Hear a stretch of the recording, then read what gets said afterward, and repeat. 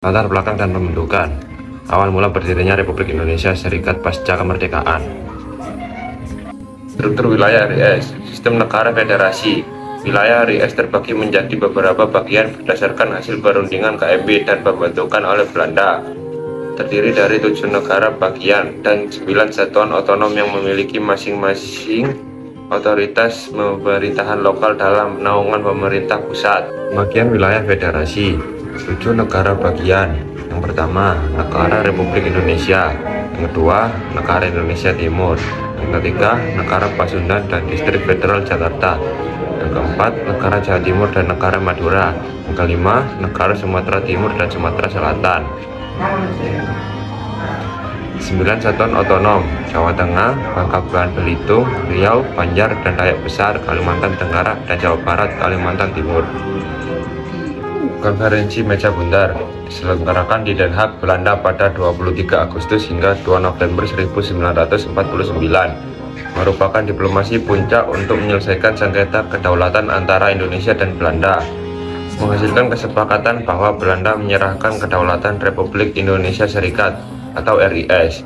RIS dibentuk sebagai kompromi politik dan syarat pengakuan kedaulatan secara internasional. Sistem pemerintahan and konstitusi. Tata kelola lembaga negara menurut Konstitusi RIS 1949.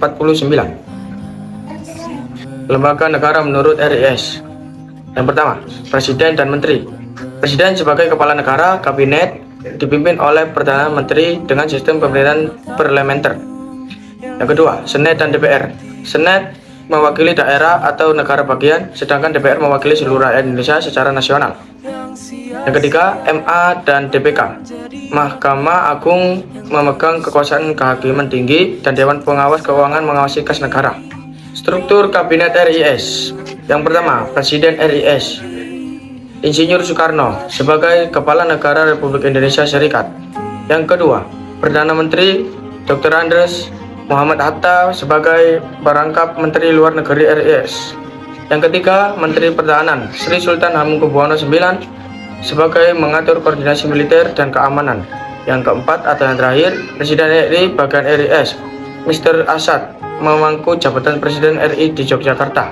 Singkatnya, masa usia RIS dalam 8 bulan masa berdiri. Negara federasi yang sementara.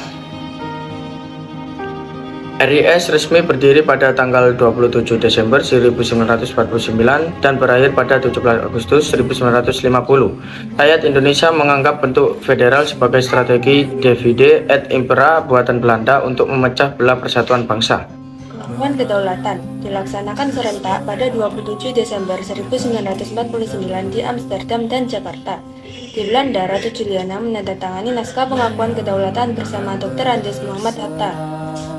Di Jakarta, penandatangan dilakukan oleh Sri Sultan Hamengkubuwono IX dan AHJ Lovi. Momen penting yang mengakhiri secara resmi kekuasaan kolonial Belanda di Indonesia. Kembalinya ke bentuk NKRI. Pertama, tuntutan rakyat. Timbul gelombang demonstrasi menuntut pembubaran negara-negara bagian boneka buatan Belanda. Kedua, penggabungan diri.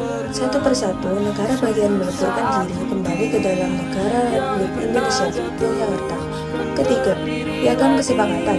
Pada 19 Mei 1950, dicapai kesepakatan antara RIS dan RI untuk membentuk negara kesatuan. Keempat, proklamasi NKRI. Pada 17 Agustus 1950, Presiden Soekarno meresmikan kembali Negara Kesatuan Republik Indonesia NKRI dengan UUD 1950.